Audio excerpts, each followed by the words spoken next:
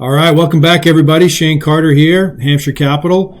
Joined again today with our VP of Investor Relations, Eddie Austin. Eddie, glad you're here with us. And once again, another special appearance by our business partner, Nick Bouquet. Nick, welcome again. And today we're going to be talking about underwriting, which is, again, one of your special gifts and talents and a very important thing that we do here. So why don't you kick us off into what do we do in underwriting and what happens in that world? Sounds good. Yeah, great to be here, guys. Looking forward to talking all things Excel and underwriting. My favorite pastime. Yeah. So in our last discussion, we talked about sort of neighborhoods, submarkets as being kind of our first pass at when a deal hits our inbox. What do we do, right? We make sure anybody that sees this video, go back and check that one out. Yeah, you have to. There's a lot of good points in there. So go check it out if you haven't seen it yet. Yeah. It's not just about the numbers, everybody. It's not. We take a whole different approach than just looking at the numbers. So, But assuming a deal looks good neighborhood wise, and we feel like it checks sort of our boxes there, then for us, underwriting hundreds of deals, we've really realized that it's all about the rent story, right? For us. And so, you can cut expenses, you can add other income. There's little things you can do here or there to pick up pennies, but you're stepping over the dollars if you don't have enough rent growth potential, right? And so, for us, we dig into rent comps next. So, we don't even really start to underwrite the deal until we look at the rents, and we get 85 to 90% comfortable that we think we know where we can push the rents here. Right. So hold on. So you mean to say that we get an opportunity, we check out the neighborhood, we like the neighborhood, and you're still not looking at the rent roll in T12 yet?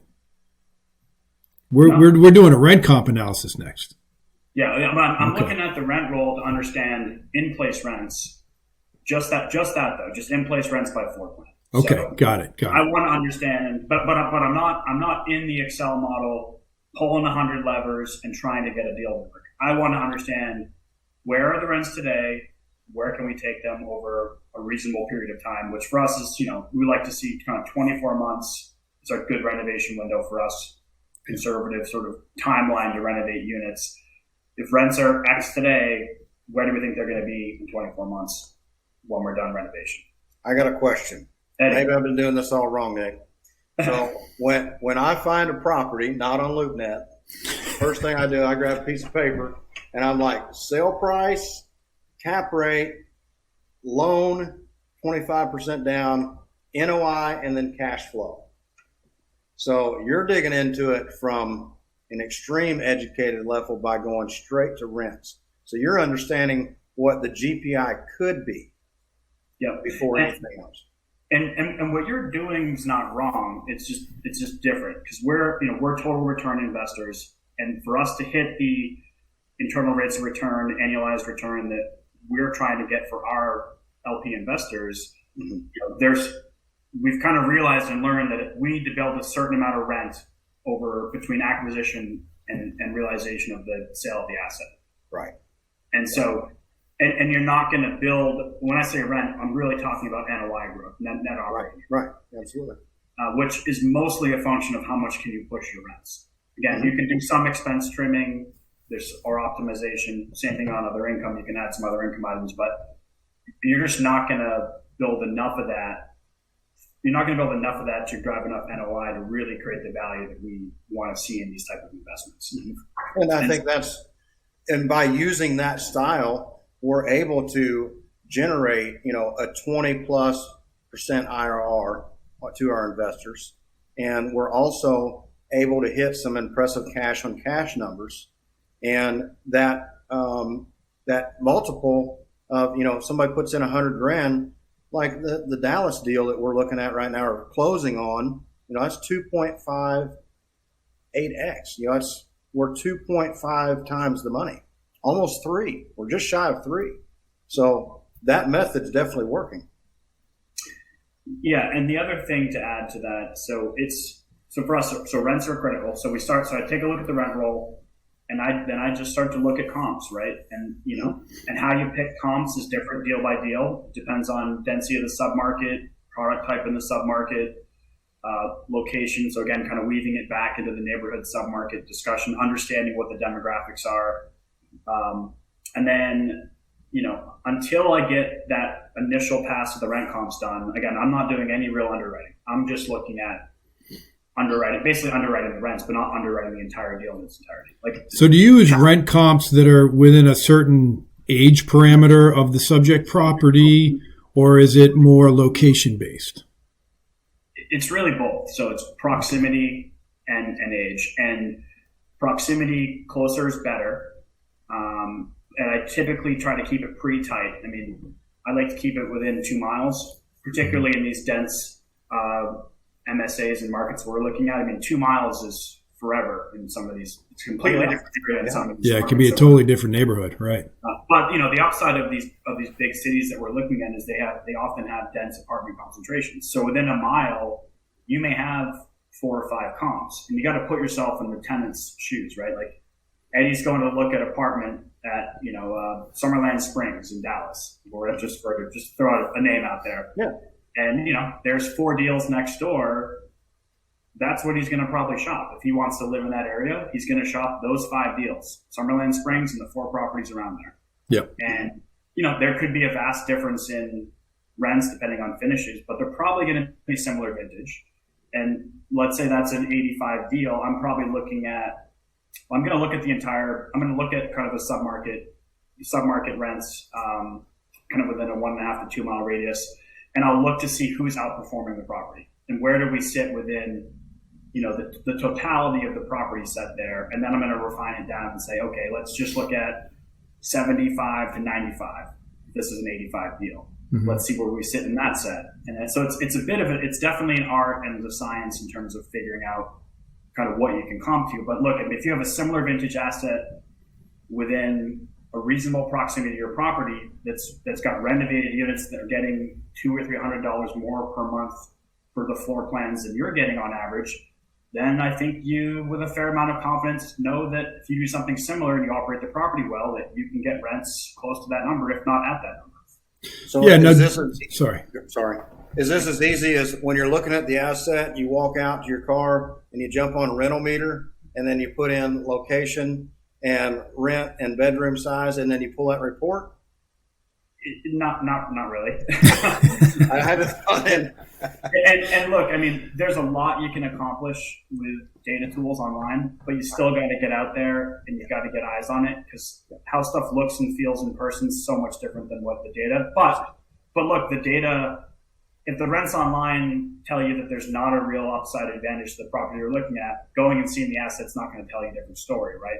But if there is a big gap, then you're going to want to go out and really walk the asset, walk the comps, talk to the teams on site, talk to leasing people, and understand, try to understand why the property you're looking at is underperforming the market. Is there really an opportunity there? And then what are the other people doing around you from not only from an interior renovation standpoint, quality of the interior of the units, but amenities, staffing, are people friendly, signage, little things, lighting, safety, all that kind of stuff ultimately adds up into kind of what the opportunity is. So Nick, question I have is, when you're looking at this rent comp analysis, are you looking, or maybe the better way to say it is, how do you weight the rent by unit type versus rent per square foot? Is one metric more important to you or not? Or how does that play into how you analyze your rent comps?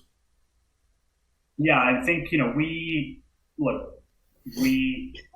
rely heavily on rent per square foot because for us, that's sort of the great equalizer.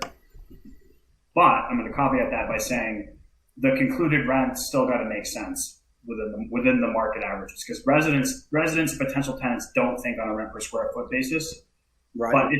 But just as an example, if you have an average floor plan that is within a reasonable range of what the market average is for one bedrooms, for instance, say it's 700 square feet, but your rent per square foot's 20 cents below the 1 bedroom square foot average, then you probably got some upside there, right? And so it's a bit of a balancing act where we're going to ultimately sort of think about the rents, the final rents in terms of total rent per floor plan, but we're going to compare that to rent per square foot and make sure that checks out as well, and vice versa. Yeah. So, okay.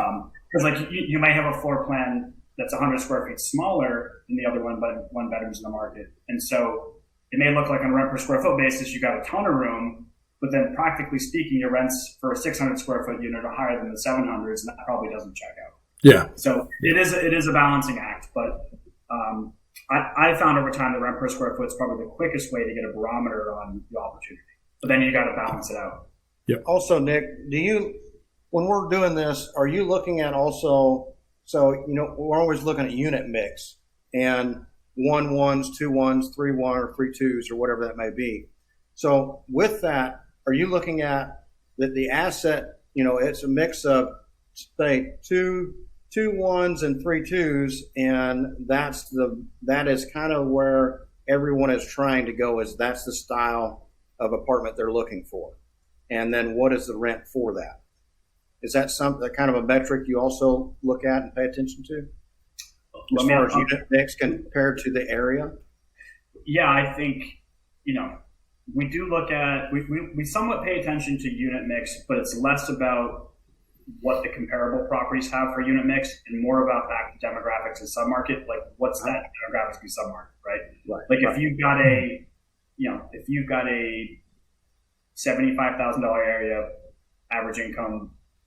So some of the demographics reports that we pull also show a percentage of single people versus married versus divorced within a given submarket. So we know that certain submarkets may be 50% single people. And so if we've got a property that's high in 1 bedrooms, it's probably okay, right?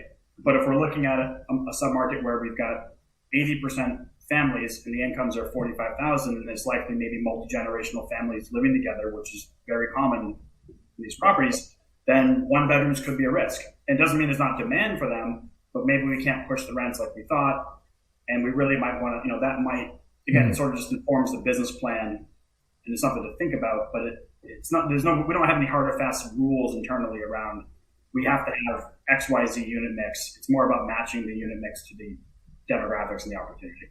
Yeah.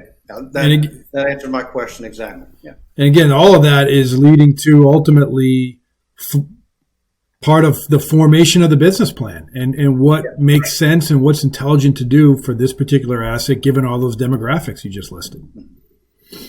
Yeah.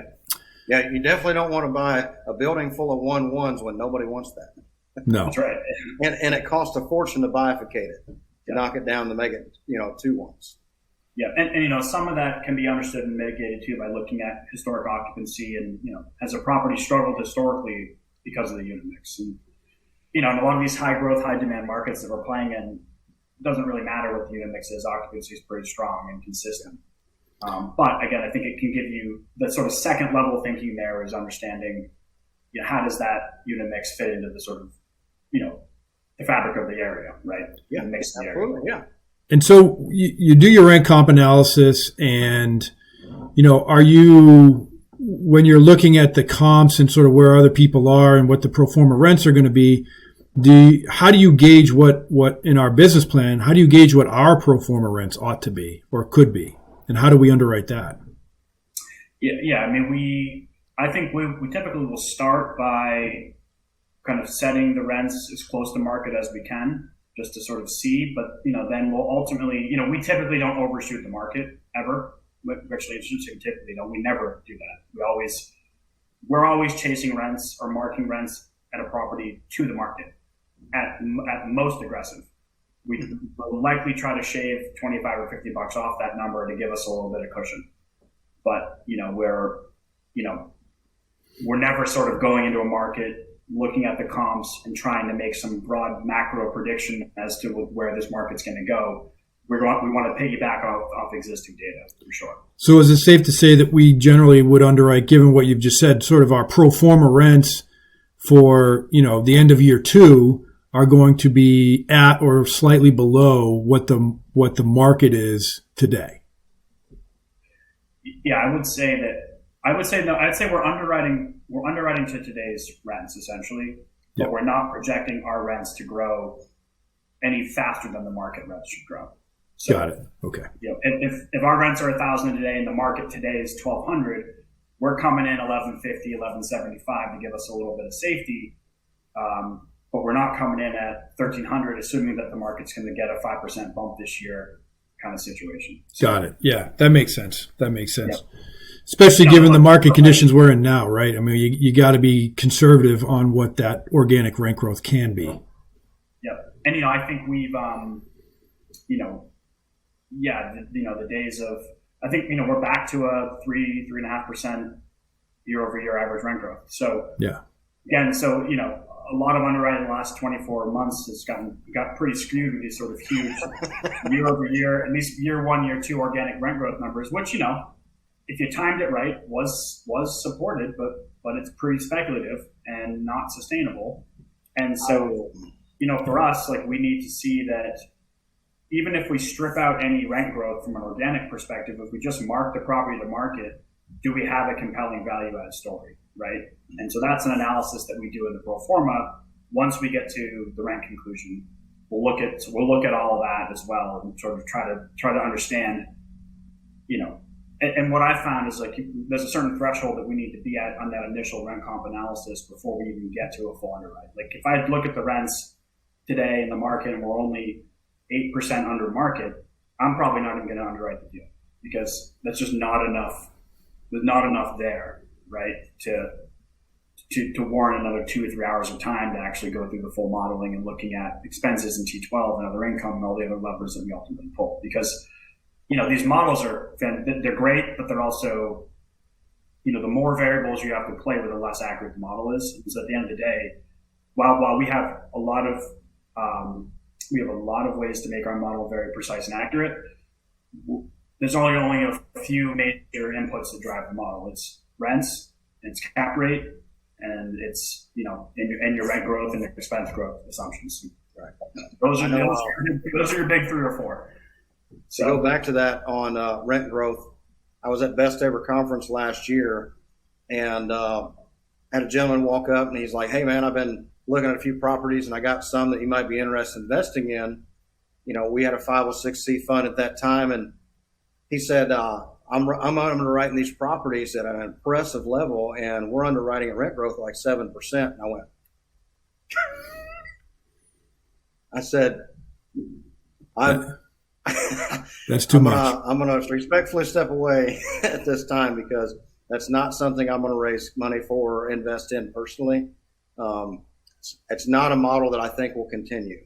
And that got into a whole other side discussion. But yes, I think there was a ton of people that really got involved in the hype and that fake pump of appreciation that we just went through of properties selling like they did, and people got excited and they underwrote some really bad deals for sure. Yeah. I mean, it was tricky because you almost had to do that to compete, right? Like, it wasn't. Yeah. I mean, if you were looking at a marketed broker deal, like, 95% of us are generally, we all see off market stuff from time to time, but, anything that was competitive, in order to win those deals, you had to really push the envelope of what was believable and supportable, And that's I think that's, and I say supportable lightly because it's, it's relative. Right. Yeah. And I think, look, I'm not saying that, we did that too, right? I mean, but we've come off of that in this environment now that we've all sort of cooled down and come back to, I don't say reality a bit, but just, looking more at the longer term historical trends and not the 1 or 2 year trends, but what's the 5 or 10 year trend in these markets, right? Yeah. And sort of using that as our baseline for growth versus where we were in 21 and 22. Yeah. And I would even say, man, that this is a more, this is a more stable market condition, right? This is more a steady state. Where we just were was not sustainable and not rational. Trees don't grow to the sky, right? One of my favorite Peter Linneman quotes. And so this, I think this is a well timed and needed correction where we're going to be able to get back to fundamentals of the market. I would agree because I think underwriting then, in my opinion, was unrealistic, and there was really no crystal ball knowing where this was going to go, how long it was going to go. And I think now we with education, we can underwrite, and we can continue as a company to under promise and over deliver on returns because we know how things are going to go in the future. Before, they were just unpredictable. Nobody knew. That's right. We did our best. We did a good job. We're still here. Well, look, guys. Shane and I. Yeah. Go ahead. One more thing, Dan. We always talk about how pro formers are wrong the day you close, right? So that's right. No matter what, let's just make sure that they're wrong in the conservative way, right? Yeah, and look, they can be wrong in either direction, conservative or optimistic. But I raise that statement to make the point that all why it's more important to actually look at where are the rents today and where can we take them on a mark-to-market basis, because that is a hard data point that's real. Right? Yeah, that's right. We know it's supportable. It's supportable. So regardless of what happens with organic market growth and trending, we know that we like to look at deals where we fundamentally know if we simply execute on the business plan, we can create value. That's right. And that we're not going to be relying on things that we can't control, like rent growth. Yep. So, right. Yeah. Sure. Well, look, guys, this has been a great session. We spent the bulk of the time really, talking about rent comp analysis. I think there's a lot more we can dive into in future sessions about underwriting. That's just kind of the first step. So I'm going to call this part 2 of the series of underwriting, and we'll kick it off again with part 3 in another episode. So thanks, everybody. Appreciate it. Good. Thanks, guys.